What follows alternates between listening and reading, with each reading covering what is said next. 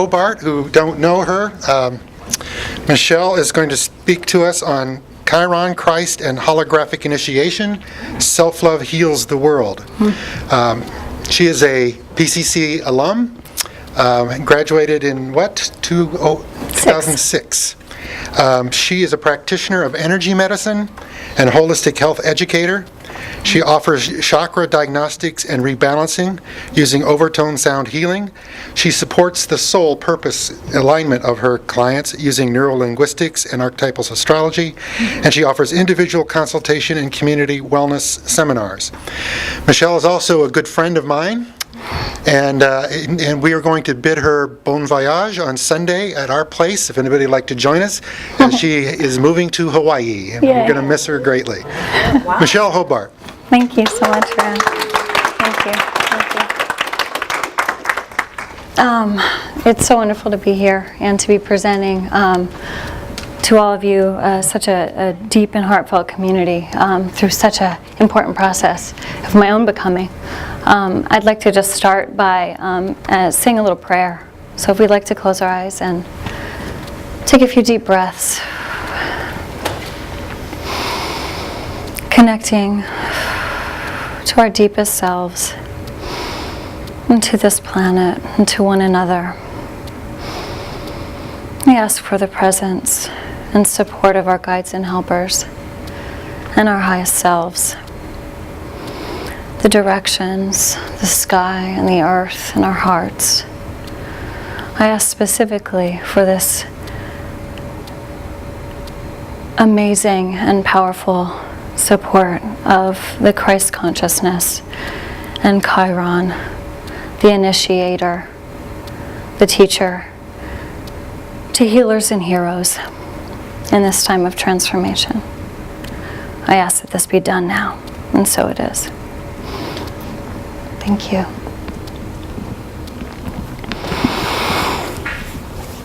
So I love that we started talking about astrology so we could enter into the conversation. One of my closest and most poignant and powerful teachers, archetypally, which is Chiron. And Chiron, for those of you who have studied or maybe have not studied, Chiron is a centaur, who was born or sired from Kronos, Saturn, the Titan, so was immortal, was a higher octave of the other centaurs. The centaurs, in general, were a species of, pillaging and drunkenness, vile behavior, sort of the shadow component of ourselves, the animalistic nature. But Chiron held that within himself, as he was half horse and was centaur, but also immortal, in the sense that he came from the divine, and thus, in his rearing, he was also taught by Apollo and Artemis in the sacred ways, and then bestowed that upon others. The heroes, Achilles, Hercules, Jason, and healers, Asclepius, to name the most poignant and powerful healer. So Chiron is probably most, when people think of terms, when they talk about Chiron, they say the wounded healer, right? You hear about the wounded healer as in association with Chiron. And this comes from the phase of his death process, when he, in a raid attack by the other centaurs, there were arrows thrown, and one hit him. And the Hydra poison, which he actually taught Hercules and other heroes how to use, which is interesting, that hit his leg accidentally. And he was suffering, in great suffering, from this pain, and could not die because he was immortal. So Hercules beseeched to Jupiter, please end his suffering. And in doing so, I offer that you take Prometheus, the bringer of fire, the awakener, and free him up and take him in his stead, and then allow Chiron his rest. And the most beautiful part at the end for me of this is that in honor for Chiron, in his final resting, the constellation Sagittarius was actually given to him. And so many people think that Centaurus is the constellation that's related to Chiron, but it's actually Sagittarius. So that's interesting, and the rulership then being Jupiter, so you can see how that's related as well. So that's just a little bit of history. The mythology, or the truth of Chiron, and how he shows up. But it's also thought that Chiron was originally a Thessalian god that was subsumed and turned into a centaur. So, it's interesting to look at that, the role of centaur, and what that means. And for me, when we think of the animal nature and we think of the quote-unquote divine nature or the higher nature, we're talking about integration of the shadow, right? We're talking about connecting those parts of ourselves that are unconscious, or that are in some ways difficult to look at, and bringing that into ourselves and connecting most deeply to that. So duality is at the core of this sense of what Chiron brings. Chiron is the key to initiation. Chiron connects the inner and outer planets. Chiral actually has to do, the word is of the hands, or handedness. So right and left-handedness is chiral. So that's interesting. So we're talking about polarities and integration of polarities, or wholeness, which is what? Healing, right? So Chiron, for me, is inherently a force of healing, a force of integration. And that's what he wants for us. He wants for us to fulfill our life's purpose and remember our wholeness.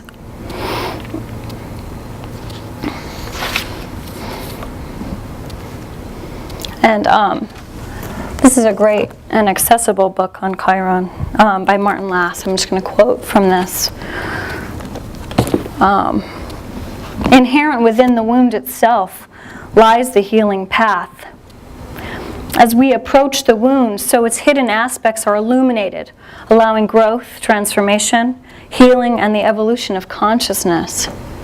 Gradually, we become whole once more and take our rightful place as co-creators in this magnificent universe. To be co-creators, we're talking about that will, right, that Caleb spoke of.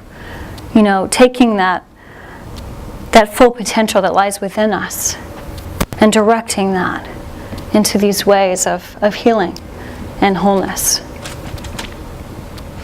And especially in this great time of transformation and need.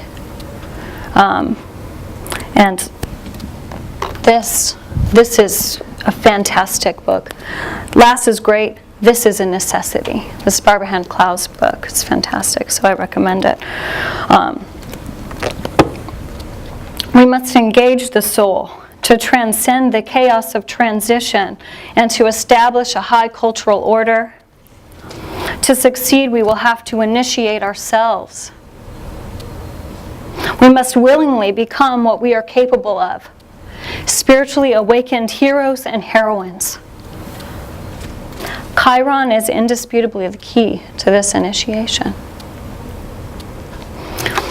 So if Chiron is the key, and Chiron supports us and asks us to become what we're capable of, what our full potential in why we stepped into this incarnation and every incarnation to become.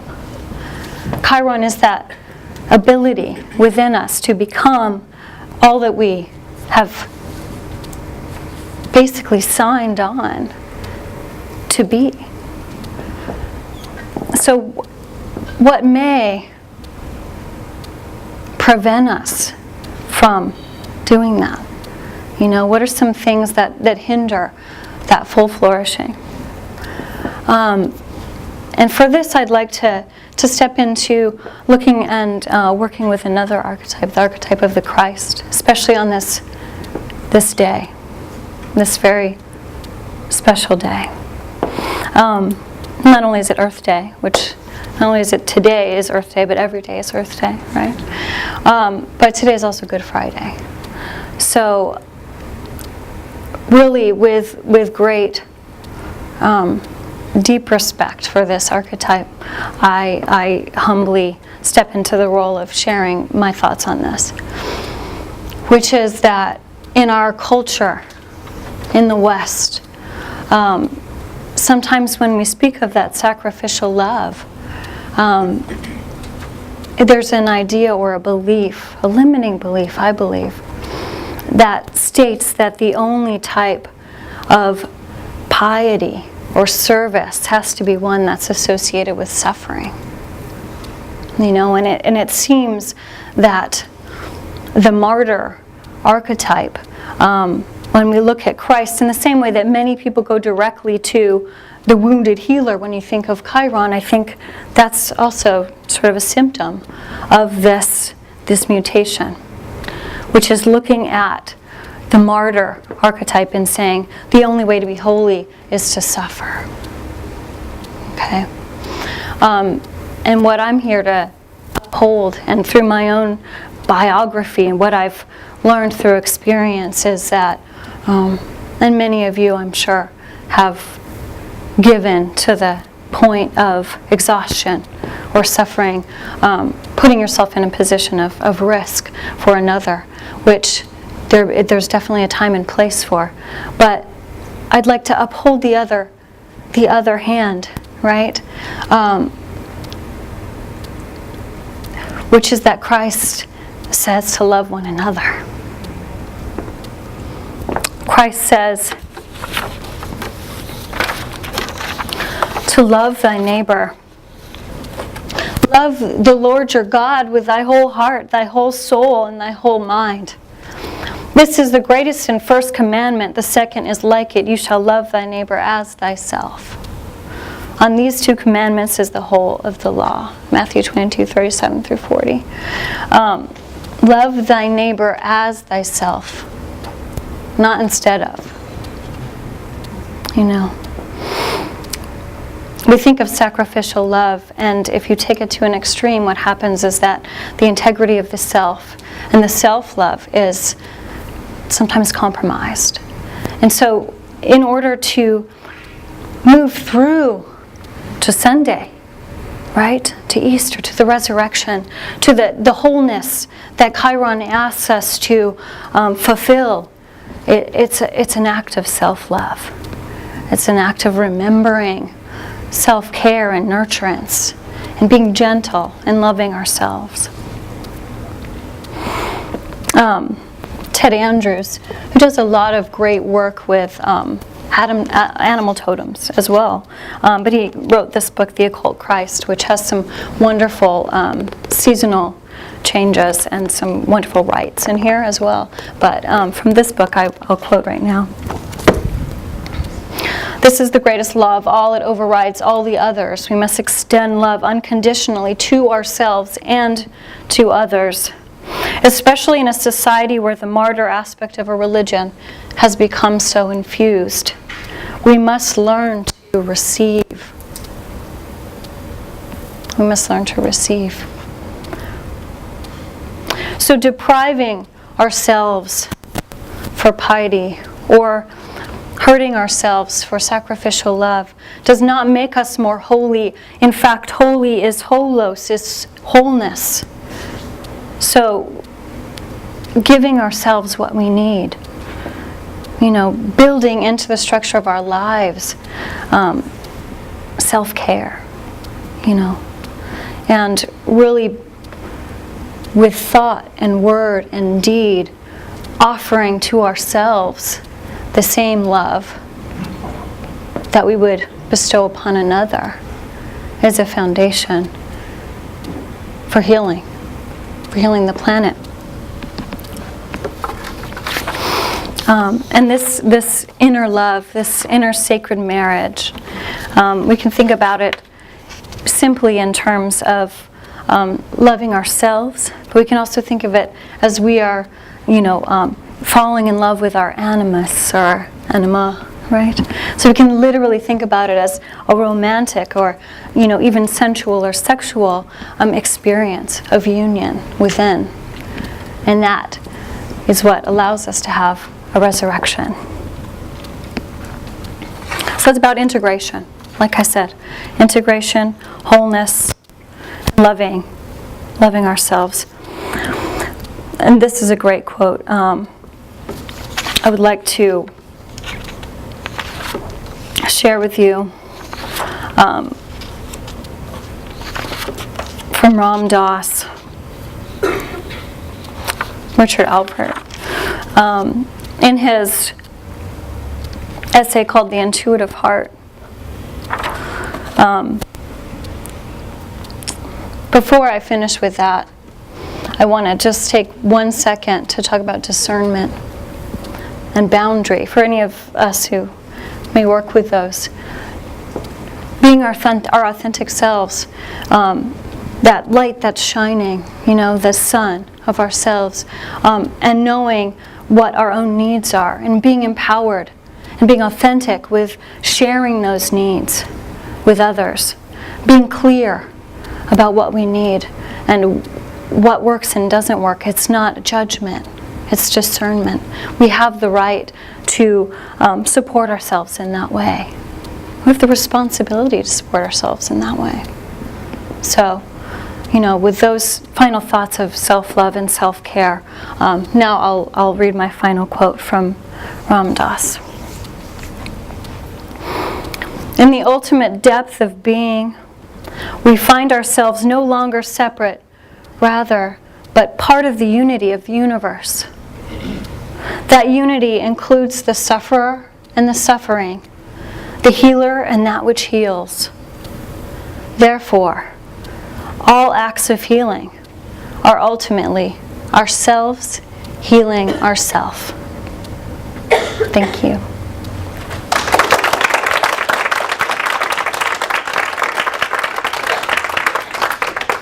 We have about four minutes for questions. Yes. Hi, thank you. Hi, Joy. So you really look at Chiron in someone's chart? Yes, definitely. It's not enough time to answer this now, but I'm in my Chiron return, and I couldn't find anything really on the web about it. So do you have recommendations of how I can learn about this? Or do you have any, one little soundbite to say about that? Well, anytime we have a return, it's a looking deeply into that. For example, the Saturn return, it's like looking at all the structures of our lives and are they authentic. So Chiron takes the idea of the healing process that we're in and kind of hones in on that and says, okay, are you aligned with your soul's purpose?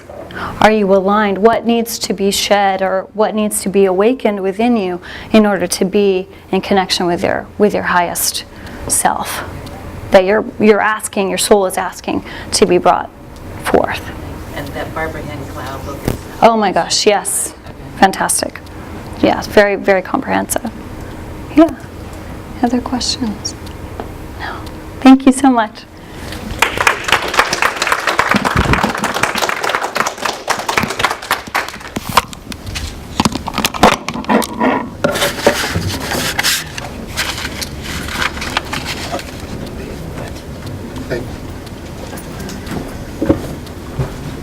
Thank you, Michelle. Thank you very much.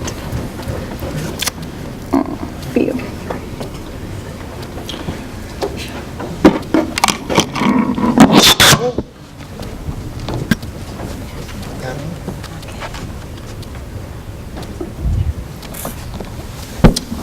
One more presentation before the lunch break, and we may break a little early, actually. Fun. It's my pleasure to introduce Kat Snow. Kat Snow is going to be talking to us about healing the Western womb. Kat is a PCC master's student who came to CIIS after 20 years as a reporter and editor in public radio. She She's had a lifelong passion for big questions, as I found out, and is grateful to Brian Swim for guiding her inquiry from psyche to cosmos. And by the way, you won't want to miss the first thing that happens tomorrow morning. Kat has created something real special for us, and we look forward to that. Ladies and gentlemen, we'll give you Kat Snow. Thanks, Rand. Yeah. Thank you, everybody. So this is Healing the Western Wound, and I'm going to start with a poem from Pablo Neruda. I fall into shadow, the midst of things broken down. I look at spiders and graze on forests of secret, inconclusive wood. I pass among damp, uprooted fibers to the live heart of matter and silence. So I have a story to tell you today about matter and silence. And the story spans 53 years, but I'm not going to tell you the whole thing. And in fact, I think I'll even get you out a little bit early for lunch. So just take a deep breath with me. And I'm going to start with a fable. It's just that this one happens to be a true fable. I was born with 3 generations between me and the grave. 4 grandparents, and 3 great-grandparents. My great-grandmother Alla lived in this Victorian mansion that had a turret and a spire and a secret garden in the back with a ceramic frog that came to life when I wasn't there. And she had this forest in the back of skinny trees that were strung with droplets of sunlight when you walked through. She taught us when we walked through the forest that we should always look for, especially if the air was still, any little kind of trembling leaf or trembling flower, because anything that was trembling in the still air was a fairy that had just changed back as you came along. Ella also sat with us on wooden benches inside this big turquoise bird cage that was wrought iron and covered with ivy on the sides. And she taught us how to take our ivy leaves, which I neglected to bring one of, but you take the ivy leaf, and here's the stem. You fold it just so, and then you put a little thumbnail incision here, and you take the stem and you weave it into the one and out of the other, and you have a stem and you have a little teacup for the fairies. And we leave a lot of teacups there for the fairy balls that would happen that night after we left. Sometimes we got to go to them, although mostly I was asleep and didn't know it. Ella's son, my grandfather, he owned the family house on the Oregon coast that was this long house just flung down on this piece of property that was inhabited otherwise by rabbits and huckleberries and salal and spiders. And in the back of the yard, there was a trail going down to a forest where there lived, in the tallest tree, the queen of the fairies. And everybody in my family knew that this was the queen of the fairies. We would look out in a storm to see, was she okay? Because there were lots of storms on the Oregon coast. We'd go to bed in a storm and wake up and rush down to see if she was still there. Or in a fog, we'd look and see if we could still see her, in the fog. From my upstairs bedroom window, I'd send her petitions of my heart at night. And I could follow a trail down there through these leafy green trees that would make a canopy over certain parts of the trail. And lemony green light would shine through, and you'd sort of walk under this canopy nestled in this salty sunshine.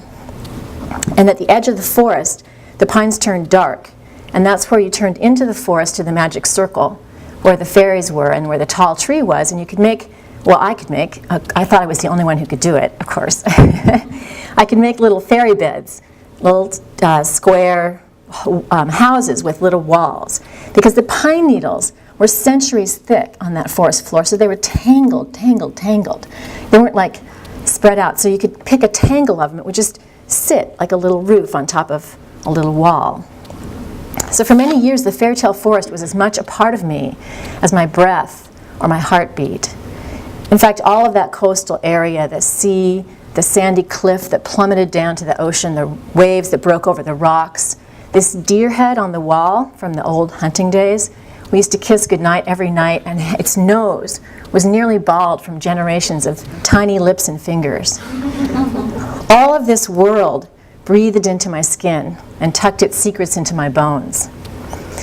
I wouldn't say that I loved the fairy tale forest in the way that we think of I love a thing or I love a person. It's more like I would say the forest and love and I were. Love caressed and enlivened us.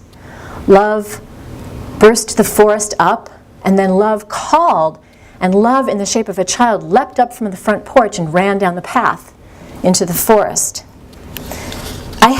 If I'd known the language or understood the language, I would have had no question, as Teilhard says, that everything has an inside, and that interior exists in some degree in everything, all the way back throughout nature. So now that I have language, I can describe the experience that I had as a child. And it's this spacious sense of the body being porous, of the body not ending at the cell membrane, but extending far out beyond the skin. And then the forest moving through that outer boundary and through the cell membrane and into my body. So there's this, that to me is interpenetration of the forest and myself, the soul-to-soul connection. We don't have a common language in our culture for this that we grow up learning. It's not part of our educational system or our workplace.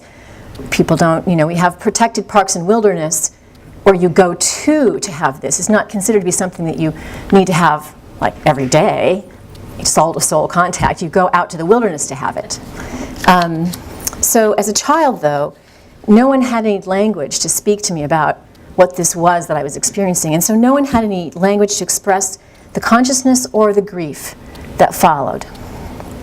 So as I said, everybody in my family knew that the Queen of the Fairies lived in the tallest tree. So when my mother came to me and said that her father, who we called Pada, when she said that Pada was going to turn the fairy tale forest into a trailer park, she assured us that he was not going to cut down the tallest tree. And this I didn't find in the least bit a consolation. I remember feeling absolutely stunned and just mute. And how could we could stop this somehow? This is our land. This is my family. These are all the people who taught me that this is where the Queen lived, right? Why would they do this? It's beyond unimaginable. It just cut right into my skin and I couldn't take it in. The fairy tale forest was this one place on earth where I knew my body belonged to the land and the land belonged to my soul. And the pain of that severance was so great and the decision was so incomprehensible. It didn't connect in any way with a world that I understood or could believe in or knew anything about. But of course it had to do with money. Briefly, Pada owned the land with his brother, my Uncle Wernie, and Uncle Wernie was dying of alcoholism, and his wife Mita, who'd had already outlived two other wealthy husbands, wanted to make sure she got an inheritance. So Uncle Wernie couldn't stand up to her, at least it's my mother's version. Uncle Wernie couldn't stand up to her, and Pada couldn't stand up to Uncle Wernie ever because it was his role in life to sort of pick up after all of Uncle Wernie's alcohol-driven disasters, which were frequent and which always cost lots of money because he never, Uncle Wernie never had any sense about money. So here was an opportunity for him to solve the disaster without having to shell out money because the money was in the land, right? So he didn't have to actually give up any money. So what I learned was that money was more real than fairies, and the non-visible world was not as important. It was only the visible one that mattered. And I learned that after Allah was gone, my great-grandparents were gone, I really didn't have any longer much of a layer of protection left. I had a grandparent who could see herself as sheltering a child, but then I had other grandparents who were willing to sacrifice the living soul of the forest and all the beings that inhabited it just for the fear, the illness, the greed, the pride, the conflicting wounds that the adults hadn't in any way reconciled in themselves.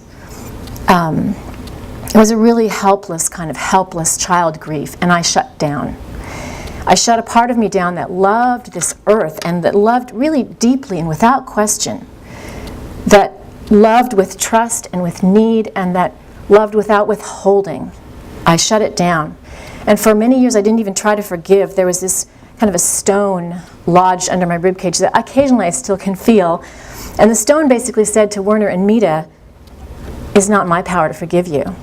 Ask the trees, ask the animals, ask the soil microorganisms, ask every ant and every spider crushed under whatever machines you sent there. Ask them to forgive you.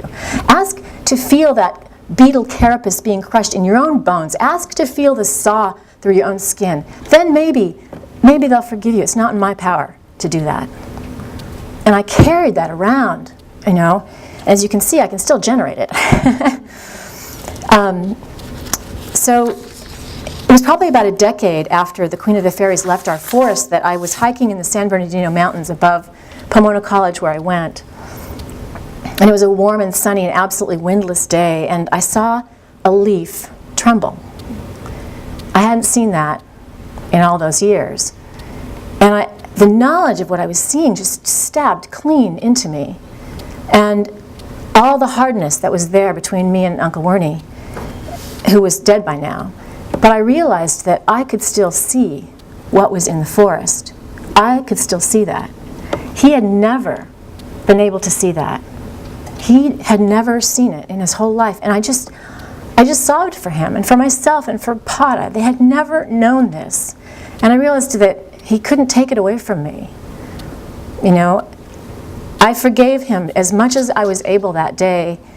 And I let myself love these trees that were surrounded by this beautiful sunlight and all the rocks that were kind of like a gray dappled with black. And as much as possible, I released that. But I learned that I haven't released all of it. Here at CIIS, I have loved mountains and rivers.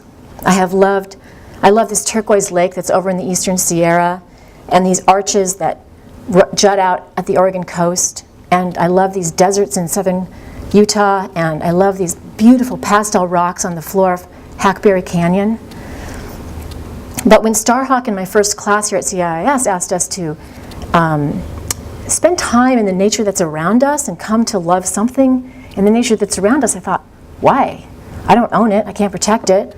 I can't keep it from being taken away. You know, what use is it to love a tree in my neighborhood, you know, when the tree might have to come down because it's bothering a sewer line, as if generating 100 years of biomass is so much easier than moving a pipe. But it dawned on me during this process that in the 40-some years since my family had turned the fairy tale forest into a trailer park, I have not loved any small piece of land that could be destroyed by greed of one person. I've only loved protected parks and wilderness. So I'm working on that. And I can feel that hardness within me, and I know it's easier to feel that than to let myself fully feel the grief of that child, which I really only now have the language to understand because I really have come to understand it was actually a searing at the interior, not just something I used to do and now can't do. It's actually, when we do this to places we love, we're searing our interior soul where we are connected at soul. So I suspect we've all had something like this happen because in our culture, in Western culture, we don't recognize interiors. So it's quite easy for many people, or well, I shouldn't say I don't know how easy it is, but it happens that people can destroy land or destroy places and do this kind of damage to the interiors of things and to our interiors. So we've probably all had something like this happen, and maybe we don't always even recognize it. But what I believe is that we humans, we have a deep longing to know ourselves as who we truly are, which is whole and sacred in harmony with the earth. And we need to know our soul in the soul of the canyons we hike, or in the soul of the river that we swim, or the soul of the rock that we just put on our windowsill. Teilhard says that love unites beings at their depth. And only in that kind of union, that soul-to-soul union, do we find our unique and our original center. So I was thinking about what it is to heal. What is it to heal, and how do we cultivate some kind of awareness of that? So I'm bringing in Owen Barfield to help understand the significance of this kind of healing, because this historical and this deeply rooted belief we have in dividedness, that even I think those of us here trying to work on that at some levels of unconsciousness, we can't help but hold that. And this belief runs so deep and so long back that I think at some level it's a belief that we are ontologically separated from the forms around us. Not a truth that we are, but an illusion that we have at very deep levels that makes it hard. As was it you, Rand, somebody who said, how do we know that we are love, made of love, just meant to live and be love? Well, those words kind of generally for me, they kind of go, I don't know what that means. There's all this stuff in the way of feeling like I am love. So this wound shapes our consciousness in the processes that Owen Barfield called figuration. So here's a little philosophy moment.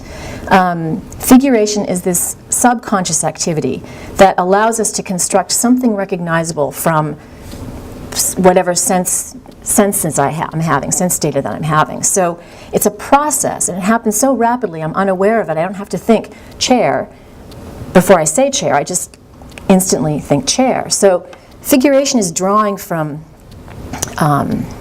memory, from learning, from imagination, from all kinds of things. But it can be wrong. I might look at something and think lemon tree, and then get closer to it, and it might be a tree with a whole bunch of children's yellow ornaments on it, or some yellow flowers on it or something that I thought was a lemon. So figuration isn't necessarily always correct.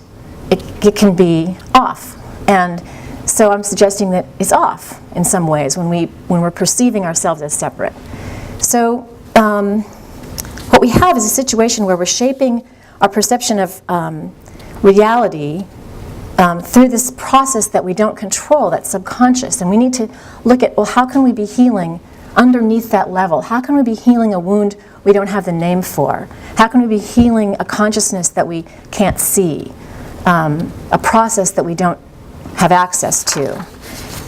So I think there's a lot of answers to that, and I think that basically one of the ways of saying it is that we're seeking to disturb the familiar, whatever form that comes in. We're seeking this silent place where we don't know what we're perceiving, and just those little intimations of, whoa, this feels uncomfortable. Maybe I'll stay with it this time.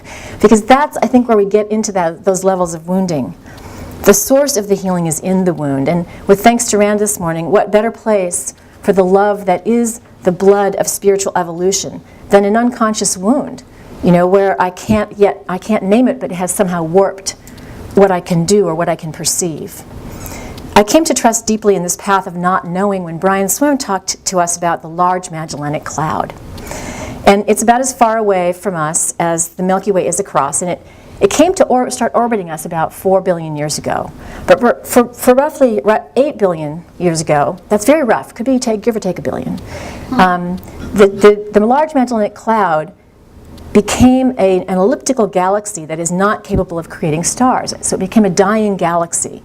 Only spiral galaxies can create stars. And so it goes along, and about 4 billion years ago, then it sort of draws a little bit closer to the Milky Way and comes into our gravitational pull, or draws into our allurement and begins to orbit. And then, in my lifetime, just maybe 40 years ago, scientists find that the Large Magellanic Cloud is creating stars. Like, after 8 billion years. You'd think that 8 billion years was long enough to say that something was so. Like, this is the way it is. It's been 8 billion years this way. This is how it is. Like, no, 8 billion years, new stars. So when Brian told me that, I felt like something inside of me just kind of, shudder, like these tectonic plates. And I went, oh my God, if excuse my French, or excuse the way I actually thought of it in class, if an entire fucking galaxy can move across the universe and then circle another galaxy and come to create stars after 8 billion years, what isn't possible? Like what? I mean, I've had like this overactive superego for 45 years. I mean, 45 years, I'll never ever, 8 billion years, Okay, so 45 years, 8 billion. I mean, anything is possible, So any healing, any shift toward life, any kind of movement at all is possible. Love expresses itself in living matter. And not even an entire galaxy can separate itself off and declare itself unconnected to the whole. So I figured we might as well give it up, because love will have its way with us. It might take 8 billion years, or it might just be a few days, or a moment, or a lifetime, but love will have its way with us. Thank you.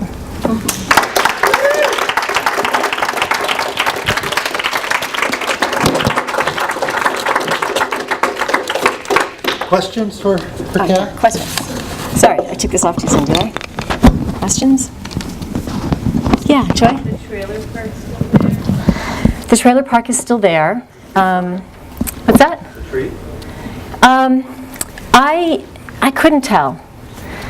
I've chosen to believe two things. I've chosen to believe that my grandfather believes he left the tree there, and I've chosen to believe the tree's not there. Because I can't identify that it's there. And so I don't really know the true answer to that. And also, I wasn't able to find the magic circle exactly. Like, I think I knew where it was. My sister thinks it was somewhere else. My other sister thinks it was somewhere else. So what I've come to decide is that the whole entire fairy tale forest is no longer there. It's just not what it was. It's a nice trailer park, you know? I mean, you'd enjoy staying there if you went. It's like, you know, it's terrible. It's you know, but it's a little, you know, place with lots of trees, but it's not what it was. It's gone. What was there was gone. And I think if I were a fairy, I probably would have fled too. I mean, why would I stay around, you know? So, yeah. And it hasn't been tremendously successful either, I have to say, which is, I hope, karmic. Shannon, do you have a question? You looked like you were saying something. Like that you said karmic. Anything else? Yeah. Okay, thanks. Thank you, Kat.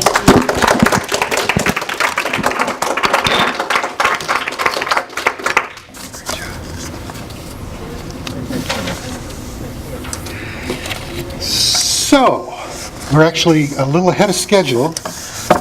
If you have anything you'd like to offer at this point, now I didn't get to take questions because I was running overtime. If you can remember that long ago, I'd be happy to answer anything about my presentation, or just have you think about anything that's come up within you during the morning as we listen to each of the presenters.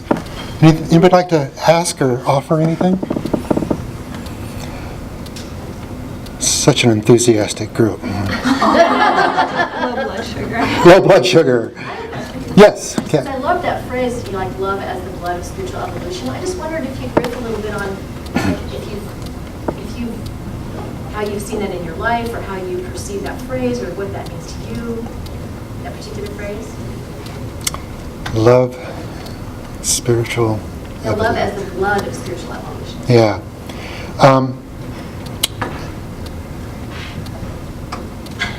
you cursing me now? No. You know what's coming to mind, Kat, actually, is how I've actually struggled of late in loving myself. And how deeply that affects your whole perspective and outlook and relationships. But I think love is what, I think love does beget wholeness. And I think when I think about spiritual evolution, we continue to evolve towards this higher state of being, where we are fully, we reach our potential or come close to it. But as we get closer, it seems like it keeps moving, doesn't it? And so we never finally arrive, and because love continues to evolve our relationships and our self-understanding. So that's one way that I would approach it. So, Michelle? What just came up for me in response to that is Steiner's concept of the blood is the will. And then I went to the circulatory system, you know, because of your process. Yeah. And, you know, your process. And it spoke to me so much about that circulation, you know, of the will and sharing and communion in that way. So, Yeah, nice. Yeah, for me, love is keeps taking us to the edge, as Theodore was talking about this morning, and I feel like I've been living on the edge quite a bit lately. Thank you. All right. Well, we will reconvene at 2 o'clock. We'll try to start at 2 o'clock on the money, as they say, so you have an hour and a half. And I just want to make a plug for this afternoon. We have some other presenters coming up, and Elizabeth is going to lead us in a kind of a nice closing exercise that you won't want to miss. And by the way, we're planning sort of an after party tomorrow after we're finished. It'll just stay in this room, and so if you can come and be a part of that and stay, we would love that. So we'll see you at 2 o'clock. Thank you. And I have something for you.